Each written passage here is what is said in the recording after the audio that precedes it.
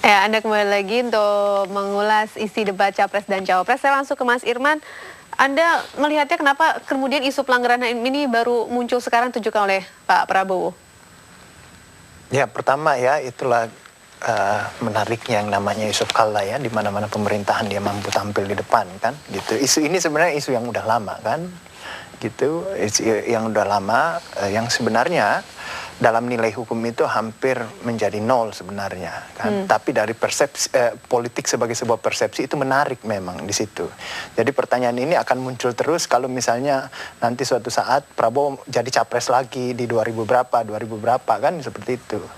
Nah, sebenarnya kan ketika ditanya bahwa bagaimana pertanyaan Yusuf Kalla itu kan pertanyaan normatif sebenarnya kan, yang tidak menyerang secara pribadi kepada Prabowo.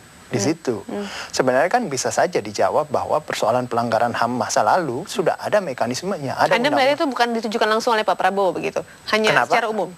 Mungkin dalam konteks politik ya. Tapi itu dalam konteks hukum itu pertanyaan normatif di situ. Tidak ada problem di situ dan jawabannya juga cukup dengan normatif. Ada undang-undang pengadilan HAM kan, seperti itu. Silahkan diproses. Ya, silahkan diproses untuk pelanggaran HAM masa lalu, masa kini, dan masa depan di situ. Semua sudah ada mekanismenya di situ. Nah, kalau seperti itu, misalnya suatu saat dia merasa dituduh bagian dari situ, silahkan saya bertanggung jawab. Dan nampaknya kalau tidak salah implisit menyebut itu. Kenapa dia sebut tanyakan atasan saya? Karena ada namanya militer itu ankum namanya kan. Seperti itu, hukum juga seperti itu. Jadi kalau saya ini adalah ini masuk pada area politik. Isu pelanggaran HAM ini. Kalau area hukum ini no problem kan, no problem karena ini sudah pernah jadi wapres, sudah pernah jadi apa dan lain sebagainya. Dan persoalan kalau misalnya hanya persoalan dipecat, wah banyak orang dipecat itu, dan dipecat itu tidak otomatis menjadi perbuatan tercela kan, seperti itu, tidak otomatis seperti itu karena banyak menteri juga pernah dipecat dan lain sebagainya kan, seperti itu banyak. Tapi punya tambahan mengenai pemecatan? Juga pernah dipecat Gus Dur. Oke, itu ya. Artinya sebenarnya pemecatan ini adalah hal yang umum gitu. Makanya ini kan persoalan persepsi aja mau dibangun kan, bukan persoalan hukum di sini, bukan persoalan hukum. Kalau nanti terpilih menjadi presiden siapapun, apakah Jokowi atau Prabowo, maka 5 tahun itu dia menjadi manusia yang istimewa di situ dengan wakil presidennya di situ. Jangan lagi dia tidak bisa tiba-tiba dibawa diseret menjadi persoalan masa lalunya itu untuk kemudian diproses dalam proses pengadilan biasa seperti itu. Tidak, dia menjadi manusia istimewa dan tugasnya adalah siapapun yang jadi presiden, apakah Jokowi atau Prabowo, dia wajib melindungi, menegakkan, melakukan pemenuhan dan pemajuan terhadap hak-hak konstitusional warga negara itu, hak-hak asasi manusia warga negara. Memang tugas presiden itu di situ.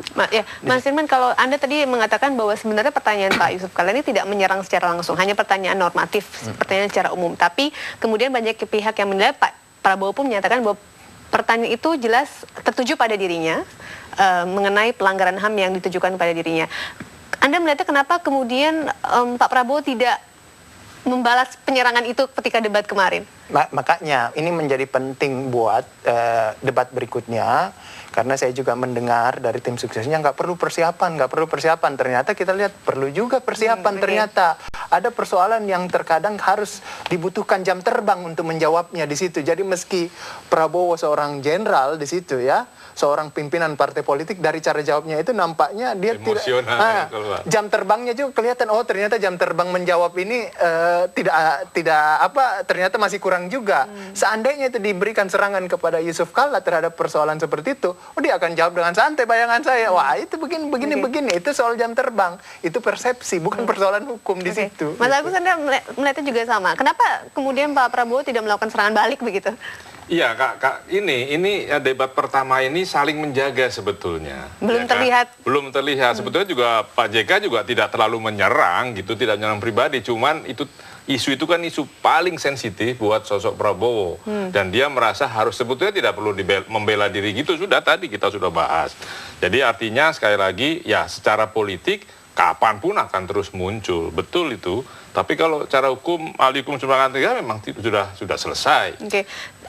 Dan kalau menyerang, saya pikir itu tadi selain waktu, kan ada waktu tadi kan diaturnya kalau nggak salah nanya tapi tidak gantian, tidak berdebat. Jadi itu yang menyebabkan mungkin Prabowo tidak lalu menanyakan hal-hal yang sensitif buat Pak JK atau Pak Jokowi. Tapi Anda melihatnya jawaban dari Pak Prabowo kemarin sudah cukup, intinya Berlebih malah. Berlebih. Artinya memuaskan rasa ingin tahu publik begitu atas isu yang... Publik sudah tahu kok, berita itu kan artinya sudah... jawaban Pak Prabowo kan selama ini dinantikan ya. Artinya jawaban kemarin ini sudah cukup... Buat saya sih itu sudah barang basi gitu ya. Jadi artinya dia tidak perlu menjawab itu. Ya itu atau ya silahkan tanya atas ya Pak JK dari mana misalnya atau bagaimana. Jadi jangan sayang gitu. Kemarin itu sayang dia terpancing emosi. Kalau tidak kan bagus jawabannya. Pak Kwik, ada tambahan barangkali? Tidak ada. Oke, baik. Kita lanjutkan ini masih di segmen berikutnya kita masih berbicara mengenai pertanyaan dari pasangan nomor urut 2 kepada pasangan nomor 1 mengenai pelanggaran HAM.